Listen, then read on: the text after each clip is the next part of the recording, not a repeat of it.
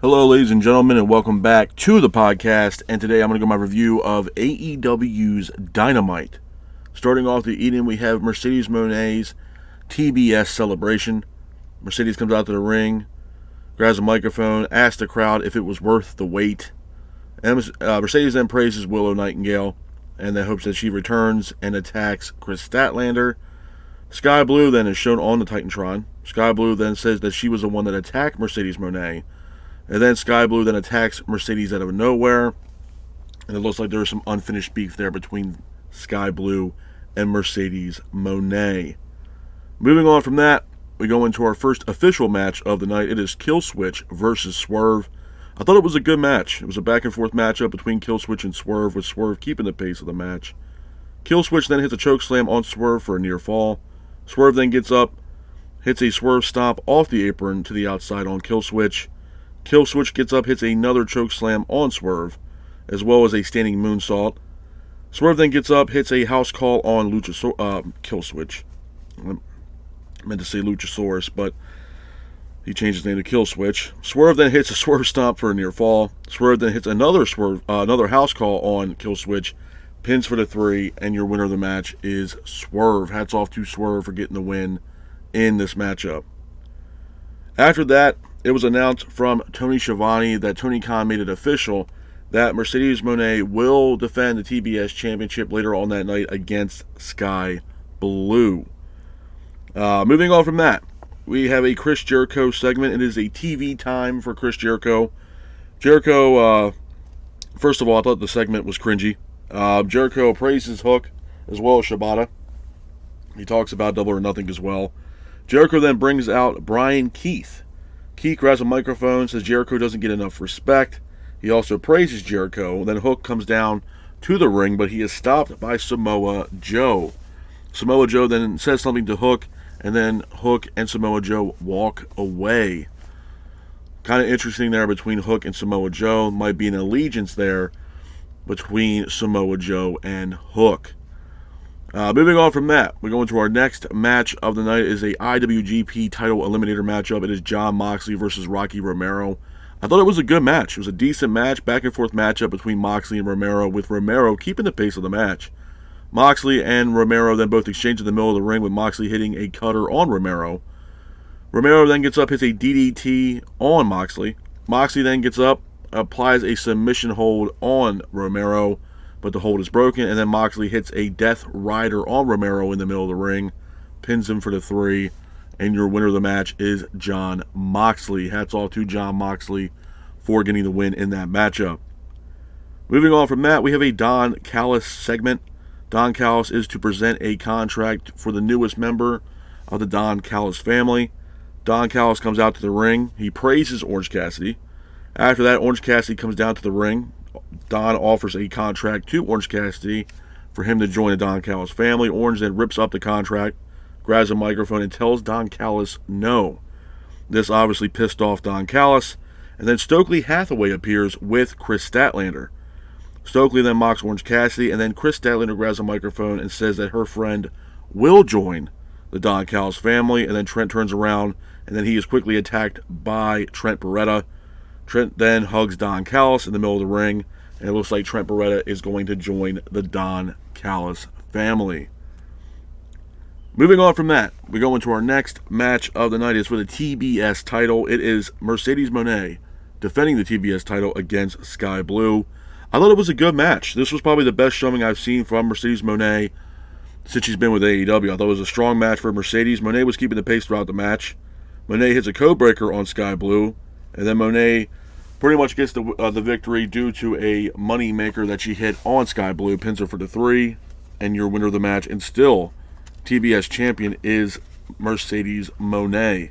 Hats off to Mercedes Moné for getting the win in that matchup. After the match, though, Stephanie, I might be saying this wrong, so don't get mad. Stephanie Vacure was shown at the top of the stage. She is the current CMML Women's Champion, and as well as the New Japan Strong Women's Champion. She was shown at the top of the stage holding up her belt, and it looks like she might challenge Mercedes Moné for AEW's next pay-per-view, Forbidden Door. which I'll definitely be excited to see this matchup because to me, I seen the video package that AEW had played for Stephanie Vacure, and it was incredible. She's a powerhouse. She's a great talent. And it's going to be a great match and a great challenge for Mercedes Moné if this match does, in fact, happen at Forbidden Door. Moving on from that, we have an Elite segment. The Elite come down to the ring. Perry grabs a microphone, says that the Elite run AEW now. Perry talks about Double or Nothing and how they beat Team AEW. Nick Jackson then talks about their shoe release, the shoes that they just released. Nick then gives Okada a gift. Nick Jackson gifts Okada a Lamborghini. Matt then says that Copeland is injured, says that he's partially responsible for the injury for Adam Copeland. But he also says that Adam Copeland is now stripped of the TNT title. It was not vacated, it is now stripped. Matt says that Perry is going to be the new TNT champion, but he is stopped in his tracks by none other than Christopher Daniels. Daniels returns. He has a microphone in his hand, says he is the new interim vice president of AEW. And Daniels says that instead of giving the title to Jack Perry, Daniels announces that there will be qualifying matches for the TNT title starting this Friday on Rampage. And the finals of these qualifying matches will take place at Forbidden Door in a ladder match. So I'm definitely looking forward to that. I think Forbidden Door this year is going to be absolutely insane. And I'll give more details about Forbidden Door towards the end of the podcast. But moving on from that, we go into our main event of AEW Dynamite last night. It is the Forbidden Casino Gauntlet matchup where the winner will receive a AEW title match. Number one, I thought it was a great match. It was a back-and-forth matchup with all the competitors involved. We had some competitors from CMML as well as New Japan and AEW. The biggest surprise to me was Leo Rush. It was great to see Leo Rush back last night in AEW. And it was a great surprise with Will Ospreay. I think Ospreay shocked a lot of people. He ended up being a part of this Casino Gauntlet match.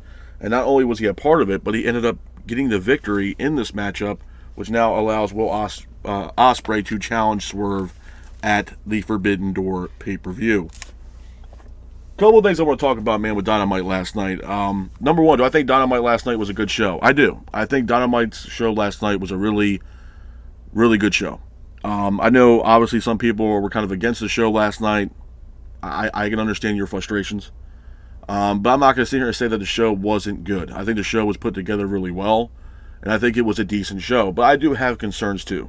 So you guys are not alone.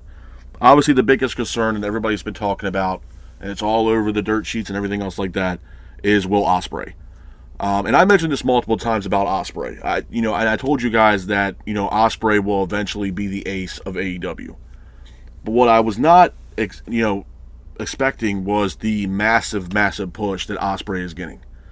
And what I mean by that is I'm very happy that he beat Strong for the international title. It's great. He hasn't even had a chance to defend that belt yet.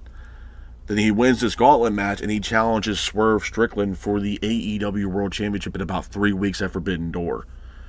I feel like with this situation here between Ospreay and Swerve, I feel like AEW, in my opinion, boxed themselves in a corner. Swerve, he had that great title defense at Double or Nothing against Christian Cage. It was a solid matchup.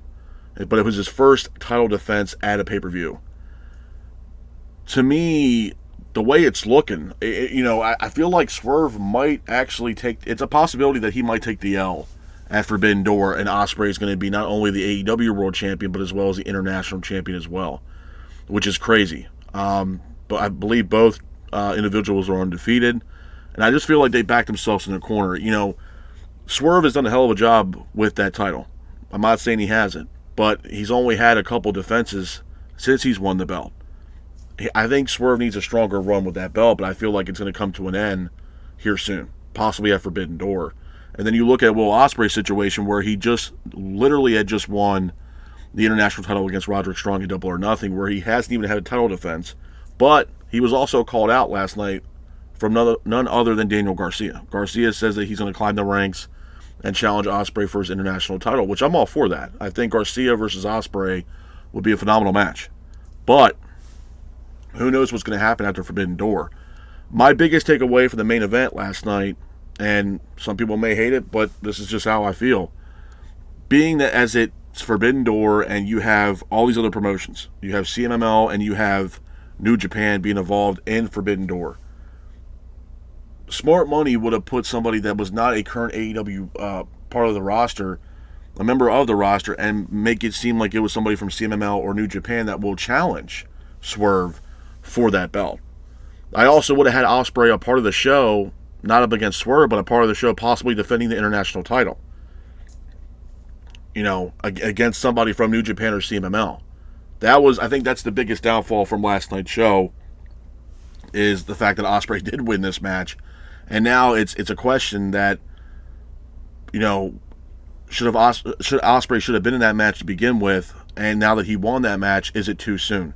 In my opinion, it is too soon. AEW is all in on Ospreay, and they should be. But the push that Ospreay is getting right now, man, is to the moon.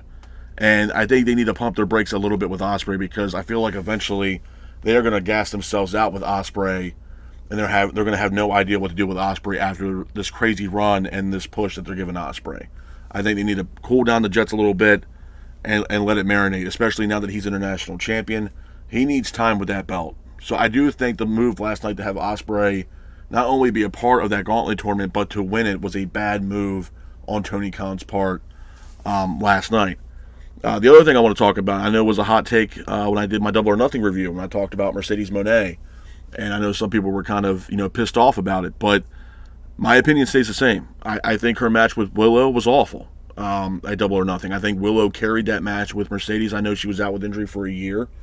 But at the same time, too, it does beg the question whether she was 100% fully recovered, or she had said something to Tony Khan and said, hey, I'm not really ready to come back to the ring emotionally yet or mentally. I'm going to take some time off and just do some segments and promos and stuff like that. And Tony Khan was all for it. And the reason why I'm saying that is because I believe Saraya was due to have a match last night with Mariah May, if I'm not mistaken. And they switched it from last night until next week.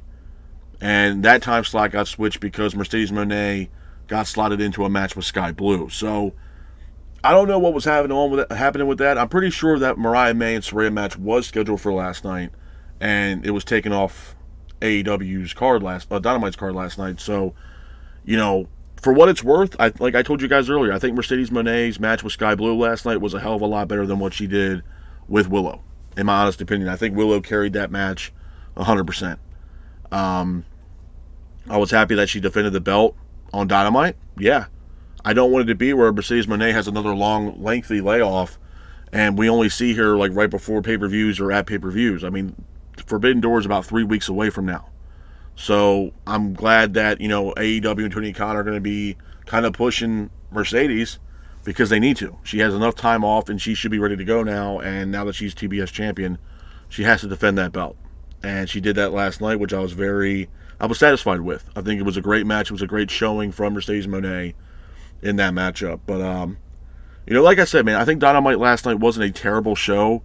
I just think the ending of the show in the main event and having Ospreay win that match and challenge Swerve was kind of AEW shooting themselves in the foot. I think it's way too soon for Ospreay to be challenging Swerve for the AEW World Championship. And, my biggest thing is I told you guys, I do believe Ospreay will be the ace of AEW. But right now, Tony Khan is strapping he's strapping the rocket ship on Ospreay's back, and he's sending him to the moon, man. And it's showing. And it's kind of, it makes me worried, man, because, at this point, what do you do with Ospreay after this? Are you really going to have Ospreay take the loss against Swerve and lose a match right off right now? Or it's also a bad look for Swerve if Swerve not only loses that match, but drops the belt to Ospreay. When, to me, Swerve has done a great job with that title, but to me, he needs a longer run with that belt, to be honest with you. I know a lot of people are also talking about MJF. MJF obviously made his return to AEW at Double or Nothing. I know some people were expecting MJF to be on the show last night. Well, he wasn't there last night, but he definitely will be there, from what I understand, next week on Dynamite. So next week, Dynamite's going to be huge.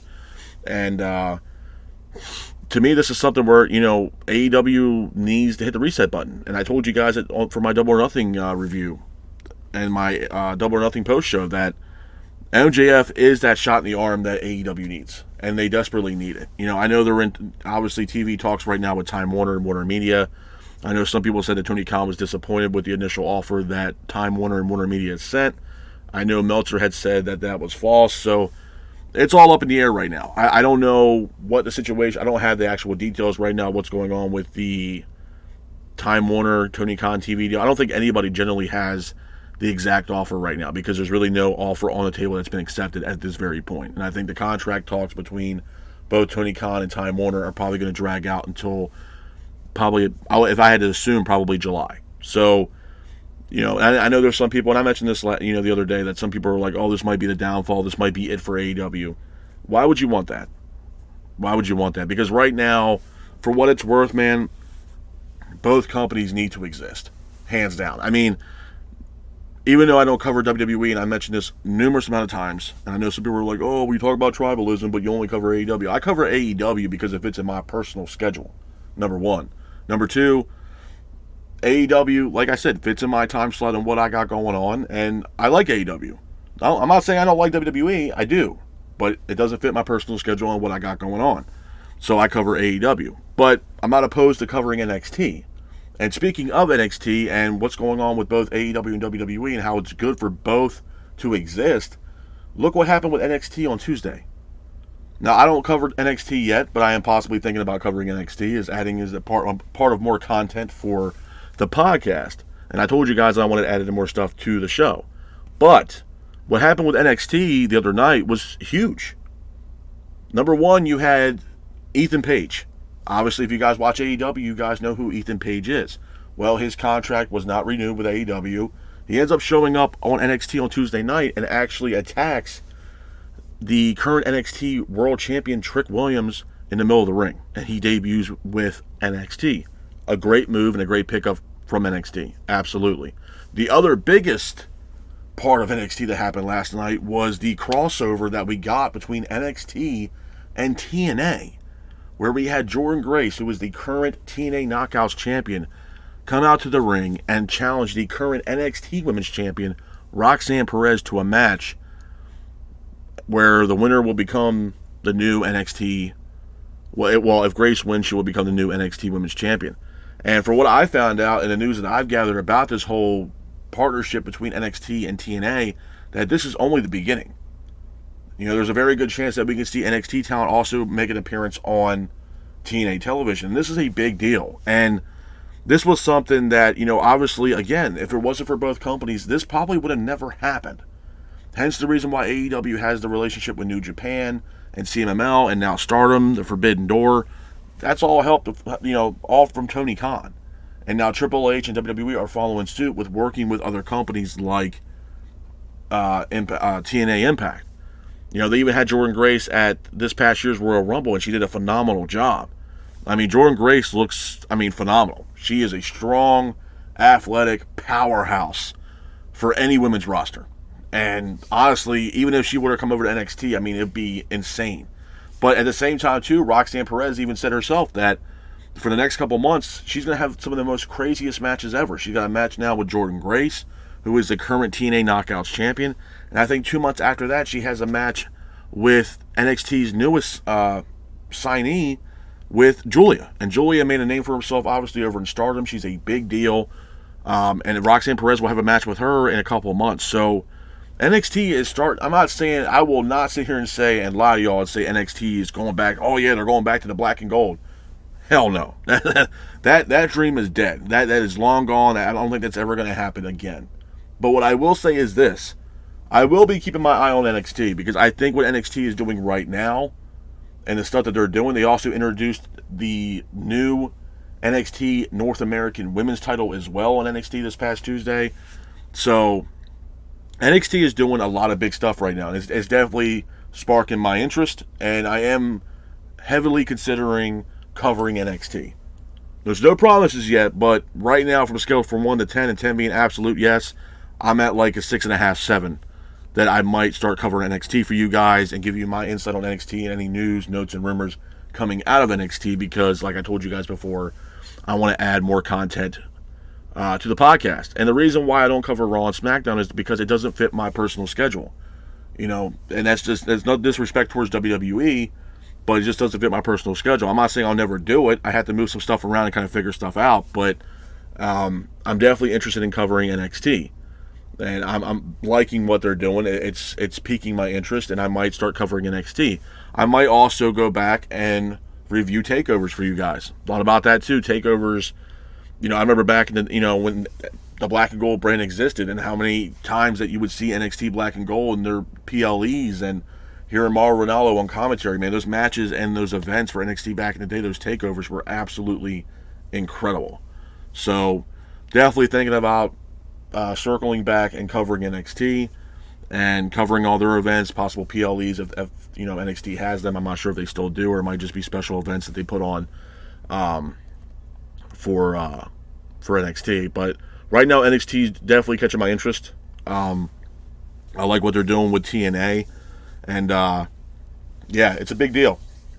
It's definitely a big deal. But besides all the NXT stuff, I mean, like I said, man, I'm going to circle back to the AEW stuff real quick before I get out of here. It wasn't a bad show last night. I want to reiterate that to you guys one last time. It was not a bad show last night. It was a strong showing. It was a great show.